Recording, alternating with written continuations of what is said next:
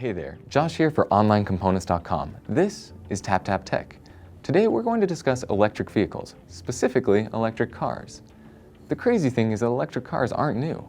In fact, they were more popular than gas cars at the beginning of the 20th century. But as cars became more popular, electric cars ran into the same problems that scientists and engineers are trying to overcome even today. Cheap and easily available gasoline, difficulties with range, and ease of use all made gas vehicles come out on top. But now with modern technology, electric vehicles conceptually seem like a dream come true. Clean, quiet, efficient, peppy, what else could you want? However, the reality is much different. Until the Tesla, most electric cars were, well, pretty lame, very small, and with relatively limited range.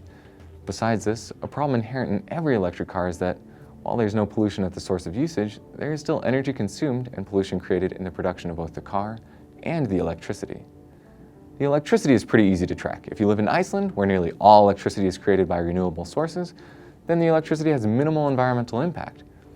However, if you live in China, where the vast majority of the electricity comes from coal, then driving an electric car isn't necessarily great for the environment. As to the production of the vehicle, it's a lot harder to track where all the components come from, but many parts, such as the batteries, are fairly toxic. I think that many people don't understand the difficulty that engineers are working under when it comes to gas versus batteries. Gasoline has a specific energy of about 44 megajoules per kilogram, compared to the typical electric car battery, lithium-ion polymer, which is somewhere between 1/2 to 3/4 of a megajoule per kilogram. 2 orders of magnitude greater specific energy at the moment. That's a big gap to overcome. Also, battery lives are only a few years before needing to be replaced, and very cold temperatures adversely affect them, reducing overall range. That range, which is expanding, still has to overcome the fact that gas and diesel distribution infrastructure is mature and robust. We have a gas station on nearly every corner. While charging stations have been cropping up, the time it takes to recharge the car and their relative sparsity is still a serious drawback. But not everything is doom and gloom for electric cars. Environmental issues are being reduced where they can be, with some electric cars working with the smart grid to only charge when demand is low, such as the middle of the night. And a lot of money is being put into the other concerns with electric cars. Huge amounts of research is spent on making batteries and supercapacitors more energy dense. There's a lot of exploration into other types of energy storage, such as flywheels and even compressed air.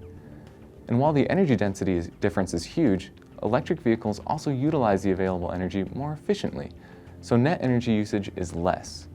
And while Tesla has not had the smoothest start, nor have they sold as well as the Chevy Volt or Nissan Leaf, they show that sexy and electric can be used in the same sentence when talking about actual production cars.